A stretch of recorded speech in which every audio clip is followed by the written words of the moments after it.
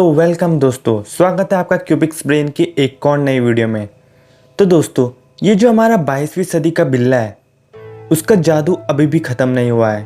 पिछले 50 से भी ज़्यादा सालों से ये अपने फैंस पर राज करता रहा है और अभी भी ये अपने फैंस को हैरान करने से नहीं चूकता। ये इतना पॉपुलर शो है कि अब ये जापान का कल्चरल आइकन बन चुका है और इस फ्रेंचाइज के नाम पर कई सारे स्टोर शॉप्स भी अलग अलग जगहों पर खुली हुई है। लेकिन दोस्तों, जो चीज़ पॉपुलर होती है उसके पीछे कई सारी मिस्ट्रीज भी रिवॉल्व करती रहती है। ठीक वैसे ही जो डोरेमोन शो है वो भी कई सारी मिस्ट्रीज से घिरा हुआ रहता है। तो दोस्तों, इस एपिसोड में मैं डोरेमोन के एक ऐसे मिस्टीरियस एपिसोड के बारे में बात करने वाला हूँ जिसके बारे में ऐसा कहा जाता है कि उसको टेलीकास्ट तो करा गया था, लेकिन तुरंत बाद उसको डाटाबेस से हमेशा के लिए हटा दिया गया। इस एपिसोड का नाम द लास्ट एपिसोड पड़ चुका है। तो दोस्तों, वीडियो शुरू करने से पहले अगर आपने अब तक मेरा चैनल सब्सक्राइब नहीं करा है तो जल्दी से चैनल को सब्सक्राइब कर देना, क्योंकि मैं ऐसे ही मज़ेदार कंटेंट लाता रहता हूँ। तो दोस्तों, ये बात 1996 की है। ये वही साल है जब डोरेमोन के क्रिएटर फुजिको एफ फुजियो की डेथ हुई थी। लीवर फेलियर की वजह से उनकी 1996 में डेथ हो गई थी।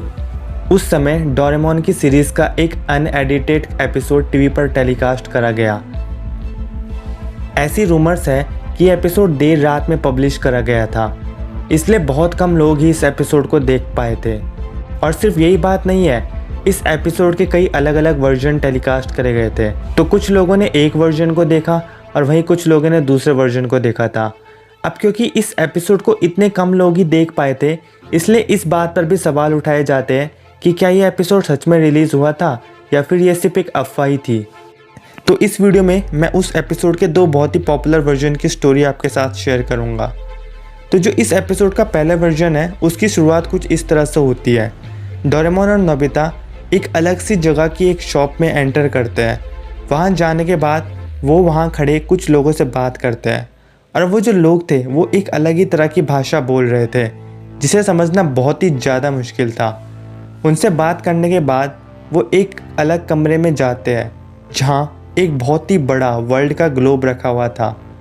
वो पहले तो उस वर्ल्ड के ग्लोब को देख रहे होते हैं, तभी अचानक से वो जो ग्लोब होता है वो छोटे छोटे टुकड़ों में टूटने लगता है। उसमें कई सारे क्रैक बनने लगते हैं और उन टुकड़ों के बीच में जो क्रैक्स होते हैं उनके बीच में से अचानक बहुत सारा खून बहने लगता है। मतलब उनमें जो क्रैक्स हैं उनसे खून निकलने लगता है। और इस सीन को दिखाने के बाद वो एपिसोड अचानक से ख़त्म हो जाता है। और जैसे कि कई एपिसोड्स में एंडिंग सीन दिखाया जाता है, ठीक वैसे ही उसके लास्ट में भी एक एंडिंग सीन दिखाया गया था जिसमें नोबिता और डोरेमोन ज़ोर ज़ोर से रो रहे होते थे।